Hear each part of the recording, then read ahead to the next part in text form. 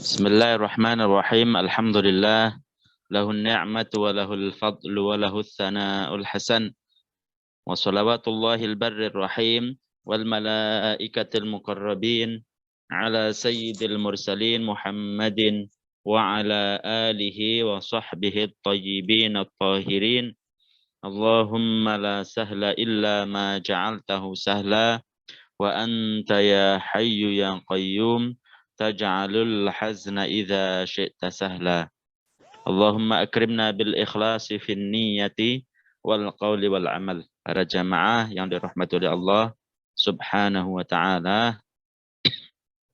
Alhamdulillah, dengan rahmat Allah, dengan taufik dan hidayah dari Allah Subhanahu wa taala, kita bisa berkumpul atau bisa meneruskan kajian kita ini, kajian Ilmuddin Ad-Daruri, dalam keadaan sehat wa afiyah. Sholawat serta salam semoga tetap tercurahkan kepada baginda Nabi Muhammad sallallahu alaihi wasallam. Baiklah para jamaah sekalian, kita akan melanjutkan kajian kita tentang makna atau makna-makna yang terkandung dalam syahadat yang kedua.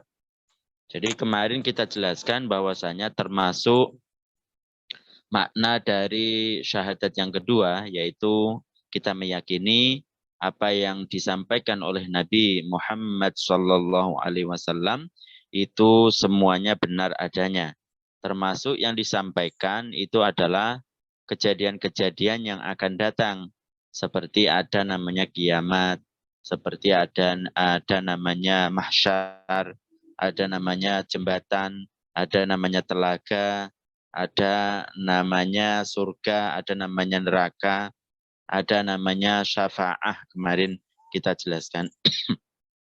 Kemudian juga ada namanya surga, kemarin kita jelaskan bahwasanya ada nikmat-nikmat yang dalam surga tersebut itu umum, ada yang khusus, ya kan?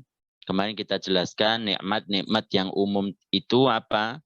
Yaitu semuanya di surga itu muda semua.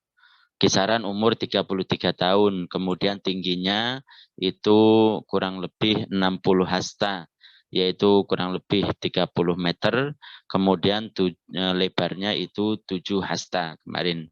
Kemudian nikmat yang umum juga di surga kemarin kita sebutkan, yaitu semuanya senang, tidak ada yang sedih, semuanya fi surur.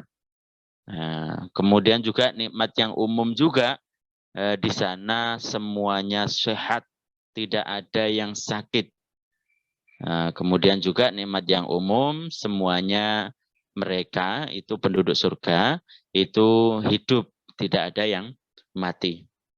Kemudian juga termasuk dari kenikmatan-kenikmatan yang ada di surga yang akan diterima, yang akan dialami oleh orang-orang yang mukmin, dan ini adalah nikmat-nikmat yang paling besar, yaitu nikmat yang paling besar, paling agung. Apa itu?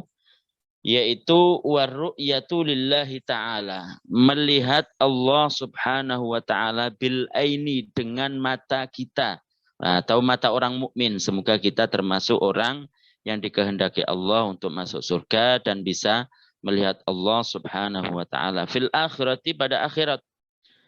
Ai bi annaha, bahwasanya ru'yah ataupun melihat Allah Subhanahu wa taala hakun, itu memang nyata, benar adanya. Wa hadza khassun bil mukminin. Ini adalah khusus bagi orang-orang yang mukmin. Yarawnahu wa hum fil jannah. Jadi mereka orang-orang mukmin melihat Allah dan orang mukmin itu ada di surga. Bila kaifin, tanpa disifati sifat makhluk, wala makanin, dan tidak butuh pada tempat, wala jihatin, dan tanpa butuh arah, wala tashbihin, dan tidak serupa dengan makhluknya. Kama nassa, seperti yang telah dinyatakan atau dinas ala dzalika, terhadap nyatanya melihat Allah, memang itu benar adanya, Al-Imamu Abu Hanifah radhiyallahu anhu, Al-Imam Abu Hanifah radhiyallahu anhu. Aila kama yural makhluk. Maksudnya tidak seperti melihat makhluk, min qibalil makhluk, dari arah makhluk. Li'annal mar'iyya 'inda idin, karena yang dilihat ketika itu, ketika makhluk dengan makhluk, saya dengan para jamaah, saya dengan orang lain yang di hadapan saya. Yakunu fi jihatin, mesti ada di satu arah, karena memang diliputi dengan beberapa arah, karena itu adalah makhluk. Minar ra'i, dari orang yang melihat. Wa innama yakunul mu'minuna, akan tetapi orang mukmin ketika itu fi makanihim, ada di tempatnya, fil jannati, di surga. Fayarawunallaha, dan mereka melihat Allah, wallahu, Allah Ta'ala, bila makanin, tanpa butuh kepada tempat. Jadi ini yang harus kita pahami bersama para jamaah, dan ini sangatlah sangat harus butuh pada fokus untuk mengerti, faham tentang melihat Allah Subhanahu wa Ta'ala. Jadi termasuk nikmat yang agung, nikmat yang paling agung ketika orang mukmin di surga. Ingat, yang kita katakan di surga itu adalah orang mukmin. Bukan yang kita katakan itu adalah Allah ada di surga, bukan. Jadi yang kita katakan, yang kita jelaskan itu adalah orang mukmin ketika di surga itu melihat Allah Subhanahu wa Ta'ala tanpa tempat, tanpa arah, tanpa berhadap-hadapan. Seperti halnya keyakinan kita terhadap Allah Subhanahu wa Ta'ala ketika di dunia, yaitu tidak butuh tempat, tidak dikatakan kepada Allah di dalam dunia, tidak dikatakan kepada Allah di luar dunia, karena di dalam, di luar itu adalah sifat makhluk. Begitu. Kemudian, dan ini khusus bagi orang-orang mukmin. Jadi orang-orang yang bukan mukmin, orang-orang yang mati dalam keadaan bukan mukmin, maka tidak akan melihatnya. Tidak akan melihat Allah Subhanahu wa Ta'ala. Dan mereka orang mukmin ketika melihat Allah Subhanahu wa Ta'ala, mereka itu ada di surga. Siapa yang di surga? Yaitu orang mukmin. Bukan berarti ketika mereka melihat Allah Subhanahu wa Ta'ala, Allah Subhanahu wa Ta'ala itu ada di surga. Bukan berarti Allah Subhanahu wa Ta'ala di suatu tempat. Bukan berarti Allah Subhanahu wa Ta'ala ada di suatu arah. Karena kita meyakini Allah Subhanahu wa Ta'ala ada tanpa butuh tempat, tanpa butuh arah. Karena yang berarah, yang berhadap-hadapan, yang bertempat itu adalah makhluk, bukan al-khaliq. Karena yang menciptakan tempat, yang menciptakan surga, yang menciptakan neraka, yang menciptakan arah itu adalah Allah. Allah Subhanahu wa Ta'ala itu ada tanpa butuh pada tempat. Dan itu sudah dinas dalam Al-Quran. Dalam Al-Qur'annya disebutkan wujuhu yawma idzin nadhirah ila rabbiha nadhirah. Nadhirah dan nadhirah. Jadi orang-orang mukmin ketika di surga itu sangat berseri-seri mukanya. Kenapa? Karena mereka mendapatkan kenikmatan melihat Allah Subhanahu wa Ta'ala. Dan itu juga dinas atau dikatakan oleh ulama-ulama. Salah satunya Al-Imam Abu Hanifah. Al-Imam Abu Hanifah yang lahir pada tahun 80 Hijriah, yaitu beliau hidup di masa tabi'in. Beliau mengatakan dalam kitab Al-Fiqhul Akbar, wallahu ta'ala yura fil akhirati. Allah Subhanahu wa Ta'ala itu dilihat di akhirat. Wa yarahul mu'minuna, dan melihat Allah, orang-orang mukmin itu melihat Allah Subhanahu wa Ta'ala wa hum fil jannah. Sedangkan orang mukmin itu sendiri itu ada di surga. Bi a'yuni ru'usihim, dengan mata kepala mereka.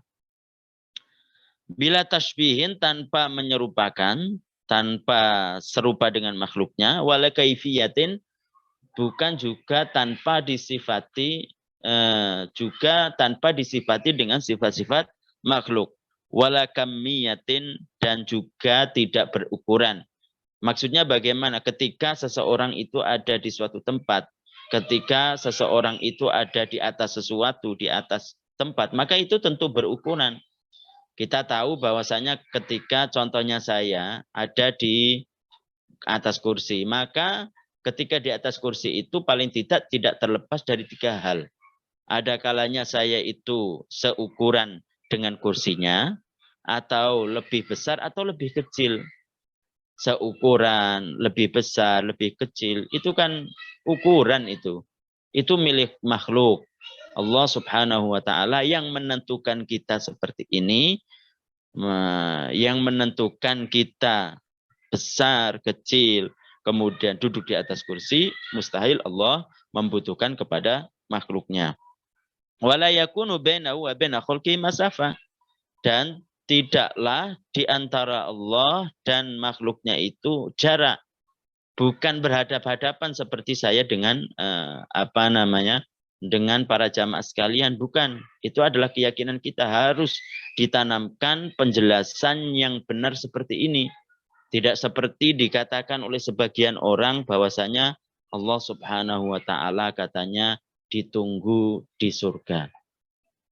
Ditunggu di surga, seakan-akan mengandung indikasi bahwasanya Allah Subhanahu wa taala mempunyai tempat, yaitu surga. Itu tidak benar, itu tidak benar. Kemudian juga berdasarkan hadis Nabi Shallallahu Alaihi Wasallam tentang memang nyata-nyata orang mukmin itu kenikmatan yang akan ia dapatkan itu adalah melihat Allah Subhanahu wa taala. Dalam hadis yang diriwayatkan oleh Imam Muslim, Nabi Shallallahu Alaihi Wasallam bersabda, "Innakum satarawna rabbakum yaumal qiyamati." Sesungguhnya kalian akan melihat Tuhan kalian di akhirat. Kama tarawna al-qamara lailatal badri. Nah ini, kama tarawna al-qamara lailatal badri. Seperti halnya kalian melihat bulan pada malam bulan purnama. Innakum satarawna rabbakum yaumal qiyamati kama tarawna al-qamara lailatal badri. La tadhammuna fi ru'yatihi. La tadhammuna fi ru'yatihi. Dan ketika melihat Allah, orang-orang mukmin itu tidak berdesak-desakan. Tidak akan terjadi kepada mereka itu saling berdesak-desakan, saling saling menggeser satu dengan yang lain sehingga akan terjadi sakit. Enggak, tidak. Para ulama mengatakan dengan hadis ini menetapkan bahwasanya Allah Subhanahu wa taala di akhirat orang mukmin akan melihatnya. Tapi perlu diketahui bahwasanya hadis ini bukan menyerupakan Allah dengan bulan. Ingat itu. Jadi hadis ini kama tarawna al-qamara lailatal badri. Seperti halnya kalian melihat bulan pada bulan purnama. Bukan menyamakan Allah Subhanahu wa taala dengan bulan, bukan. Ini harus ajarkan kepada orang lain ataupun orang-orang yang di sekitar kita, bahwasanya dalam hadis ini menetapkan bahwasanya Allah Subhanahu wa taala di akhirat orang-orang mukmin akan melihatnya. Itu pertama. Yang kedua, di sini menjelaskan bahwasanya tidak ada keraguan dalam melihatnya. Artinya seperti halnya tidak ada keraguan seseorang melihat bulan pada bulan purnama, bahwasanya yang dilihat itu adalah bulan. Begitu juga ketika orang mukmin di surga, orang mukminnya di surga ini ketika melihat Allah Subhanahu wa taala, maka tidak ada keraguan bahwasanya yang dilihat itu adalah Allah Subhanahu wa taala. Jadi kata para ulama, dengan ini menyamakan antara penglihatan dengan penglihatan. Jadi menyamakan ru'yah dengan ru'yah. Artinya apa? seperti halnya tidak ada keraguan tentang melihat bulan pada bulan purnama, bahwasanya yang dilihat itu benar-benar nyata-nyata adalah bulan, begitu juga orang mukmin ketika di surga itu tidak ada keraguan pada dirinya, tidak ada keraguan sedikit pun bahwasanya yang dilihat itu adalah Allah Subhanahu wa taala. Ya, jadi di sini wajah syabahnya, titik temunya adalah min haitsu adam syak. Jadi dalam segi tidak ada keraguan. Itu titik temunya begitu, bukan menyamakan Allah Subhanahu wa taala dengan bulan. Banyak orang yang terjerumus dengan hadis ini menyamakan Allah Subhanahu wa taala itu dengan bulan. Nah, itu pentingnya kita itu belajar kepada guru yang memang terpercaya tentang keilmuannya. Jadi di sini bukan menyamakan yang dilihat yaitu al-mar'i dengan mar'i yang dilihat. Bukan menyamakan yang dilihat yaitu Allah dengan bulan, tapi menyamakan penglihatan dengan penglihatan. Yaitu seperti halnya tidak ada keraguan tentang yang dilihat itu adalah bulan ketika bulan purnama, begitu juga ketika orang-orang mukmin di surga melihat Allah, tidak ada keraguan bahwasanya yang dilihat itu adalah Allah Subhanahu wa taala. Jadi ada ayat, kemudian ada hadis, kemudian ada kata-kata para ulama. Berarti kita yakin orang-orang mukmin ketika di surga akan melihat Allah Subhanahu wa taala. Dan masing-masing ini Al-Qur'an, hadis, kemudian kata-kata para ulama saling mendukung. Saling mendukung, saling menguatkan antara satu dengan yang lain. Kalau dikatakan bahwasanya Allah Subhanahu wa taala itu, kalau orang tidak belajar ya mengartikan hadis, kama tarawna al-qamara lailatal badri, seperti halnya kalian melihat bulan, menyamakan Allah taala dengan bulan, berarti kan bertentangan. Bertentangan dengan apa? Bertentangan dengan ayat-ayat yang lain. Makanya kaidah yang pasti, kaidah yang tidak bisa terbantahkan bahwasanya ayat-ayat Al-Quran antara satu dengan yang lain tidak akan bertentangan. Ayat Al-Quran dengan hadis, kalau memang itu dari Nabi, maka itu tidak akan bertentangan. Itu harus dipahami kita bersama. Para jamaah sekalian yang dirahmati oleh Allah Subhanahu wa taala, jadi termasuk dari apa yang disampaikan oleh Nabi dan kita harus yakin adanya, dan ini termasuk kenikmatan yang paling agung di surga adalah melihat Allah yang tanpa disifati sifat makhluk, tanpa butuh tempat, tanpa butuh arah. Kemudian yang berikutnya adalah wal khuludu fihima. Termasuk yang disampaikan oleh Nabi Shallallahu Alaihi Wasallam itu al-khulud. Al-khulud yaitu abadi. Abadi fihima pada surga atau neraka. Jadi penduduk surga, kalau dikatakan penduduk surga itu berarti siapa? Yaitu orang mukmin. Kalau penduduk neraka itu adalah orang-orang yang bukan mukmin. Karena orang-orang mukmin yang berdosa besar yang disiksa oleh Allah di neraka itu tidak akan selamanya, dia akan akan masuk surga Allah Subhanahu wa taala pada akhir-akhirnya. Jadi al-jannati maksudnya kekal, al-jannati fihima pada surga, wan nari dan neraka. Fayajibu maka wajib al-imanu beriman annal mu'minina, bahwasanya orang-orang mukmin yakhluduna fil jannah, mereka kekal di surga, wal kafirina dan orang-orang yang tidak mukmin, orang-orang yang kafir, maka yakhluduna mereka juga kekal finnari di dalam neraka. Wa annahu la mauta ba'da dzalika, bahwasanya mereka setelahnya tidak akan ada kematian. Karena kemarin kita jelaskan bahwasanya kematian itu akan diserupakan seperti halnya domba. Ya kan, kemarin kemudian diperlihatkan kepada penduduk surga Ditanya ini apa? Mereka mengatakan ini adalah kematian. Kemudian disembelih oleh para malaikat, bahwasanya kemudian dikatakan kepada mereka bahwasanya setelah ini tidak ada kematian.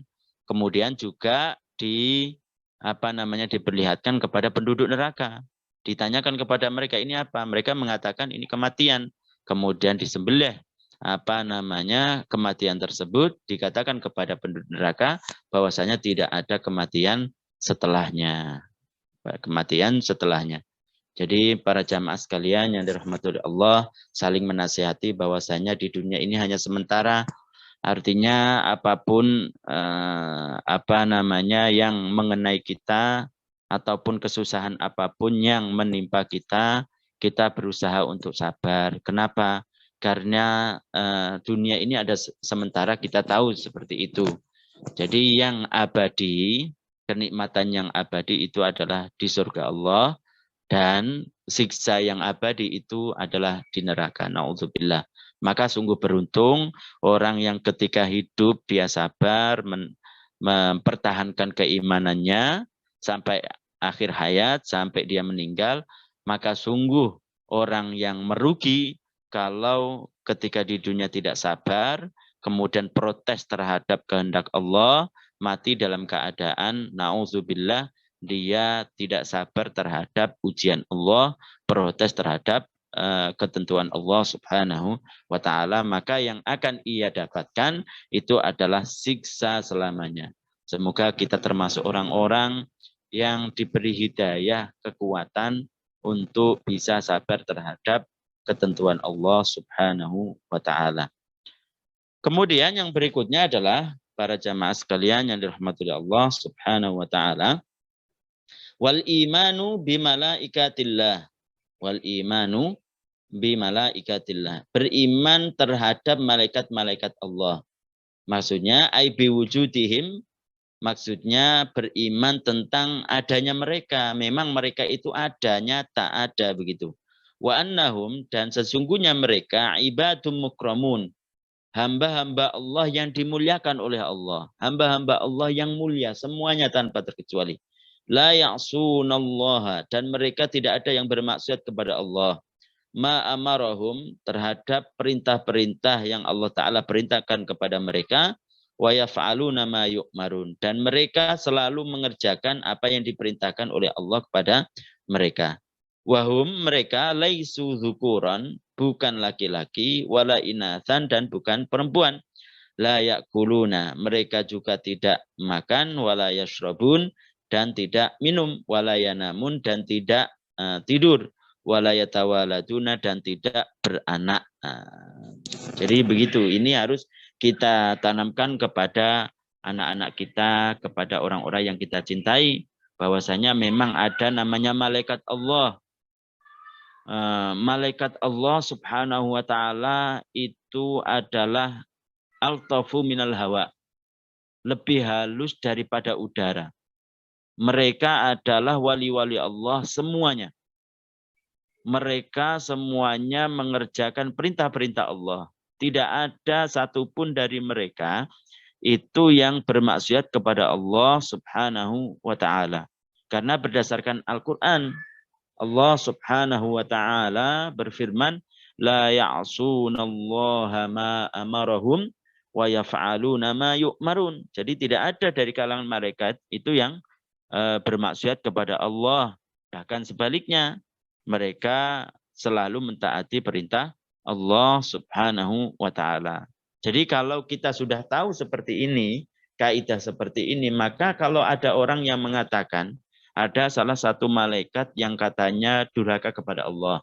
Katanya Allah Subhanahu wa taala meletakkan nafsu di dalam diri malaikat tersebut. Kemudian Allah Subhanahu wa taala menurunkan seorang perempuan yang awalnya malaikat itu katanya minum khamr, minum arak, kemudian mabuk-mabukan, kemudian habis itu ada seorang wanita tadi, kemudian dia berbuat zina dengan dia, kemudian membunuhnya, kemudian habis itu wanita tersebut itu menjadi bintang katanya. Nah, maka itu tentu tidak benar. Jadi malaikat-malaikat Allah Subhanahu wa taala itu tidak ada yang bermaksiat kepada Allah. Jadi cerita-cerita itu tidak benar bahwasanya ada salah satu malaikat yang Allah taala letakkan nafsu kepadanya kemudian berbuat maksiat. Itu tidak benar para jamaah sekalian. Dan jumlah dari malaikat Allah itu banyak. Banyak sekali, tidak ada yang tahu kecuali Allah Subhanahu wa taala. Dalam satu hadis dikatakan ma fis samawati maudhi'u arba'i asabi' illa wa fihi malakun qa'imun aw raki'un aw sajidun. Ma fis samawati tidaklah pada beberapa langit. Langit itu ada 7 kan, kita tahu. Maudhi'u arba'i asabi'. Jadi ada ruang kosong seukuran 4 jari. Illa wa fihi malakun qaimun, kecuali pada tempat tersebut itu ada malaikat yang dalam suatu waktu itu mereka berdiri atau sebagiannya itu sajid, yaitu sujud, atau sebelumnya yaitu ruku atau sujud. Jadi mereka sholat saking banyaknya, sebagian dari mereka itu ada yang berdiri, ada yang ruku, ada yang sujud. Jadi dipenuhi oleh para malaikat. Langit itu yang di atas kita dan langit-langit setelahnya, itu semuanya itu adalah tempat para malaikat Allah Subhanahu wa ta'ala. Jadi kalau tidak bisa dikatakan, tidak benar dikatakan, dan keyakinan ini adalah keyakinan yang menyimpan, kalau dikatakan Allah Subhanahu wa ta'ala itu ada di langit, karena katanya berdalih dengan Al-Quran, berdalih dengan ayat yang berbunyi a'amintum man fis sama', tidaklah kalian beriman kepada katanya Allah yang ada di langit. Berarti apa? Kalau dikatakan bahwasanya langit itu dipenuhi oleh para malaikat, tidak ada ruang kosong yang seukuran 4 jari, kecuali itu dipenuhi oleh para malaikat, berarti mengatakan Allah Subhanahu wa ta'ala itu berdesak-desakan dengan para malaikat. Kan begitu. Karena pikiran mereka menyamakan Allah dengan makhluknya. Padahal para ulama itu menjelaskan a'amintum man fis sama', tidaklah kalian beriman kepada malaikat yang menjadi penduduk langit itu. Jadi man di situ adalah malaikat. Dan sesuai dengan ini, dengan hadis ini, berarti bahwasanya penduduk langit itu adalah para malaikat-malaikat Allah Subhanahu wa ta'ala. Begitu. Kemudian para jamaah sekalian yang dirahmati oleh Allah Subhanahu wa ta'ala, kita lanjutkan warusulihi, dan beriman kepada utusan Allah, ay anbiya'ihi, maksudnya nabi-nabi Allah. Man kana rasulan, baik nabi itu adalah rasul, ursila bi syar'in jadidin, mereka diutus dengan syarak yang baru. Wa man lam yakun kadzalika, ataupun yang bukan seperti itu, bukan rasul, bukan menerima wahyu dengan syariat yang baru. Wan nabiyya ghairar rasuli, sedangkan nabi yang bukan rasul, huwa insanun, seseorang uhya ilaihi, yang diwahyukan kepadanya, la bi syar'in jadidin, bukan dengan syarat yang baru, bal bittiba'i syar'ir rasulil ladzi qablahu, akan tetapi disyariatkan untuk mengikuti syariat rasul yang sebelumnya. Wa awwalu rusulillahi huwa sayyiduna Adam alaihissalam. Sedangkan awal dari utusan Allah itu adalah Sayyiduna Adam, Rasul Allah yang pertama kali Allah Ta'ala utus, yaitu Nabi Adam alaihissalam. Dan Rasul Allah yang Allah Ta'ala utus terakhir, akhir dari para utusan Allah, itu adalah Nabi kita, Nabi Muhammad Sallallahu Alaihi Wasallam. Ini yang benar ini. Jadi perbedaan. Jadi kalau Nabi itu adalah seseorang yang Allah Ta'ala berikan wahyu kepadanya, yang Allah Ta'ala wahyukan kepadanya. Jadi ada Nabi yang bukan Rasul, ada Nabi yang bukan Rasul, ada Nabi yang sekaligus Rasul. Nabi bukan Rasul, Nabi yang sekaligus Rasul. Perbedaannya bagaimana? Nabi yang bukan Rasul itu adalah seseorang yang mendapatkan wahyu dari Allah, diwahyukan kepadanya dengan syariat, diperintahkan orang tersebut untuk mengikuti syariat Rasul-Rasul sebelumnya, bukan dengan syariat yang baru. Nah, ingat ini. Dan mereka disuruh untuk apa? Menyampaikan kepada umatnya. Mereka disuruh untuk menyampaikan kepada umatnya. Kalau Nabi sekaligus Rasul, seseorang yang diberi wahyu oleh Allah Subhanahu wa Ta'ala dengan syariat yang baru. Dan mereka juga disuruh untuk menyampaikannya. Jadi titik temu mereka, persamaan mereka, sama-sama mendapatkan wahyu dan sama-sama diperintahkan untuk apa? Untuk menyampaikan kepada yang lain. Untuk menyampaikan kepada umatnya. Titik perbedaannya adalah kalau Nabi yang bukan Rasul itu disuruh mengikuti syariat Rasul sebelumnya. Kalau Nabi sekaligus Rasul itu dengan syariat yang baru. Dan mereka semuanya itu adalah beragama Islam. Ini yang banyak orang tidak tahu. Kalau tidak belajar dengan ulama yang memang thiqah, terpercaya. Dikira bahwasanya Islam itu datang ketika baginda Nabi Shallallahu Alaihi Wasallam. Mereka meyakini seperti itu. Mereka tidak tahu. Mereka tidak mendengar mungkin bahwasanya bukankah Nabi Muhammad Shallallahu Alaihi Wasallam pernah bersabda, al-anbiya'u ikhwatul li'allatin dinuhum wahid wa ummahatuhum syatta. Wa ummahatuhum syatta. Kata Nabi Shallallahu Alaihi Wasallam bahwasanya Nabi itu ikhwah li'allat.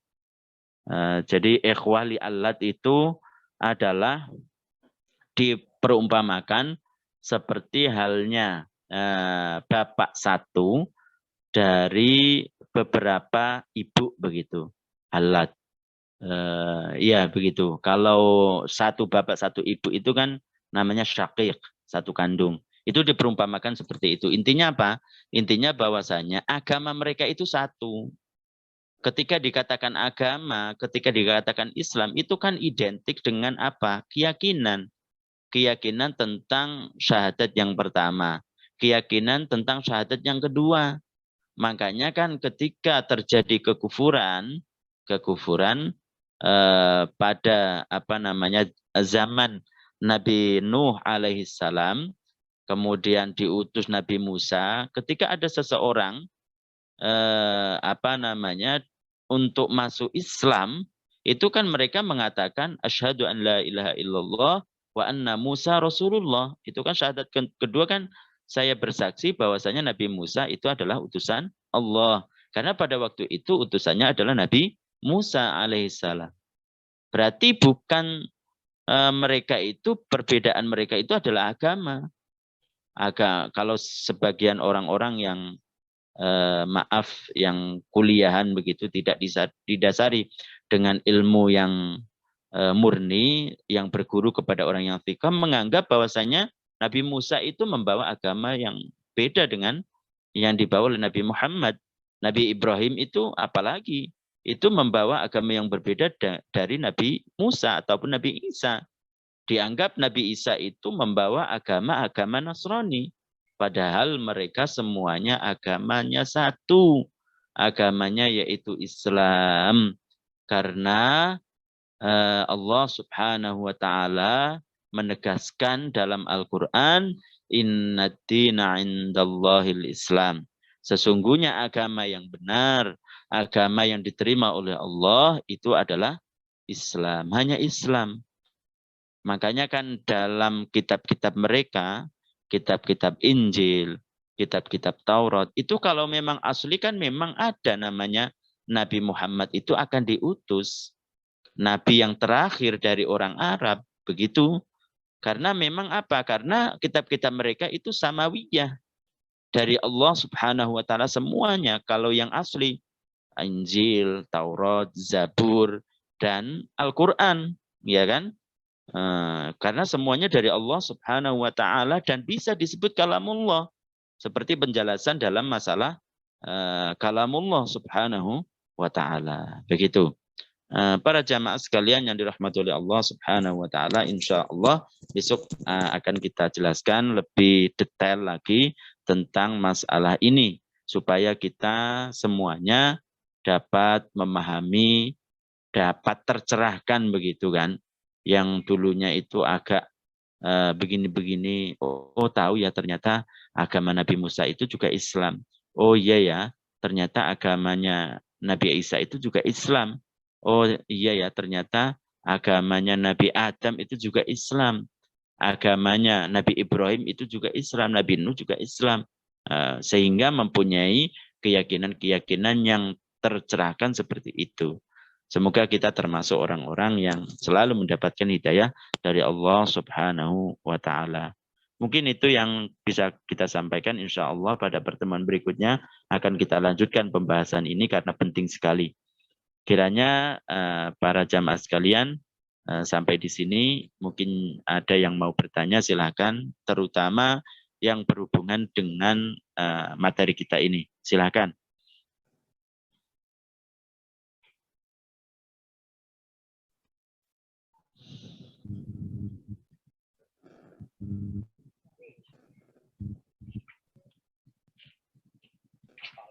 Ada yang mau bertanya?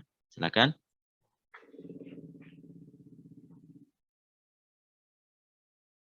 Kiranya semuanya paham ya. Yang penting hal-hal yang seperti ini dapat difahami kemudian diajarkan. Karena metode yang kita tempuh itu adalah pertama berilmu, kemudian mengamalkan, kemudian diajarkan kepada yang lain.